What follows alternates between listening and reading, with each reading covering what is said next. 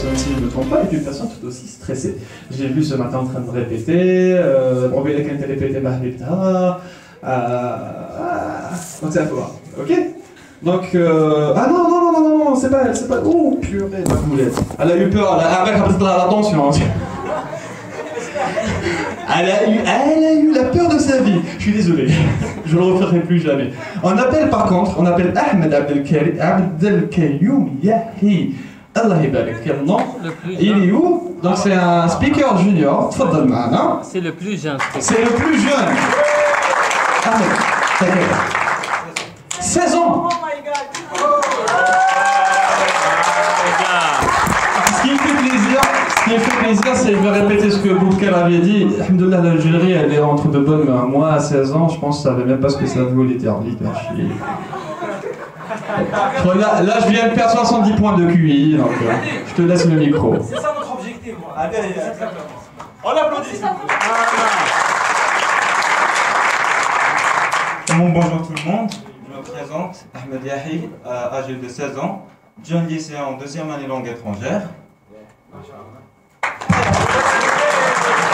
Encouragez-moi un peu, ma première conférence. Bon, parlons un peu sérieux. Bon, si je suis là aujourd'hui, c'est pour vous parler d'un axe très connu dans notre société, et c'est l'injustice, al-hugra. Bon, moi quand j'entends ce mot, ça me vient dans l'esprit une histoire d'un jeune Algérien qui depuis son enfance adorait le foot. Et son plus grand rêve dans la vie, c'était d'être un joueur professionnel, au futur. Bon, et tout le monde témoignait qu'il avait un très grand avenir dans ce domaine. Tout se passait bien, jusqu'au jour, le jour J, le jour le plus important pour les joueurs, le jour pour sélectionner les meilleurs d'entre eux. Alors ce jeune a donné tout ce qu'il peut, a tout fait. Et dans ce jour-là, la direction du club a amené un nouveau entraîneur ce nouveau entraîneur n'était pas intéressé par ce qu'ils font les joueurs sur le terrain. Alors il s'est permis, en plus de ça, il s'est permis de choisir les joueurs qu'il connaît.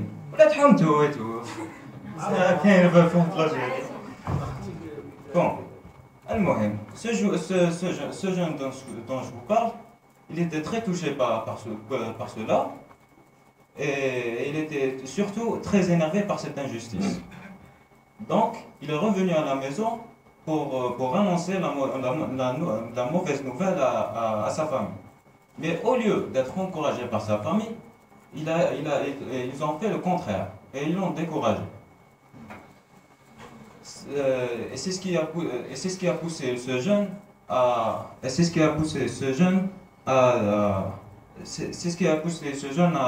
abandonner le sport momentanément, en sachant que les personnes les plus proches de lui ne lui faisaient pas confiance. En parallèle, il a constaté que cette injustice le suivait partout. Même dans son domaine scolaire, des enseignants qui font le favoritisme entre des élèves et des classes, etc. Donc,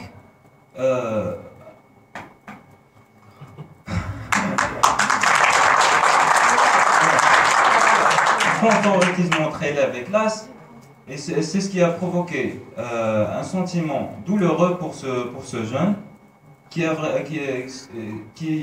vraiment poussé pour baisser les bras.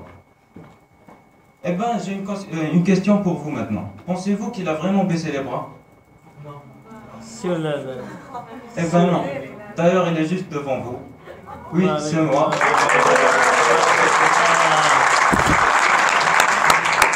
Bon, maintenant, comment j'ai fait pour dépasser ces obstacles?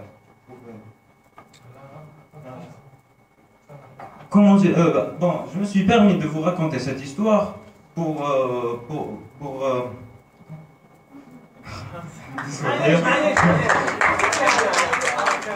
je me suis permis de vous raconter cette histoire juste pour vous rappeler de ce que Allah nous a dit. Bon, bismillah ar-Rahman ar-Rahim. وعسى أن تكرهوا شيئا وهو خير لكم وعسى أن تحبوا شيئا وهو شر لكم. صدق الله العظيم. الله يبارك. Bon.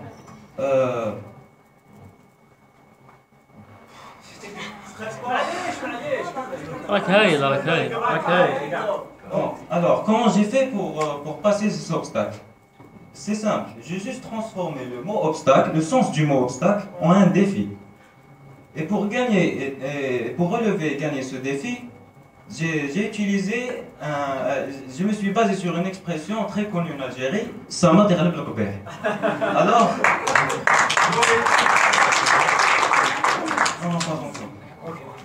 alors, ce matin, j'ai réussi à passer ces obstacles.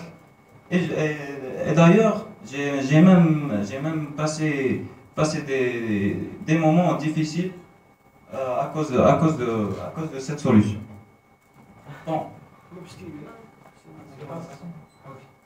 Bon, à partir de là, j'ai deux messages à passer. Le premier est destiné aux jeunes, à qui je leur demande de jamais baisser les bras, d'essayer de transformer la faiblesse en force et de ne jamais laisser personne vous convaincre que vous êtes incapable. Si vous tombez, il faut se relever. Mon deuxième message est pour nos aînés et nos proches. S'il vous plaît, arrêtez de nous sous-estimer.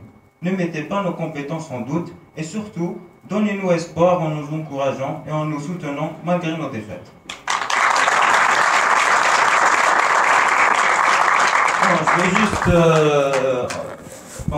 pour terminer maintenant, je remercie l'équipe Rotois et l'équipe Effet Papillon pour le grand travail qu'ils font. C'est vraiment énorme. Et merci pour tout.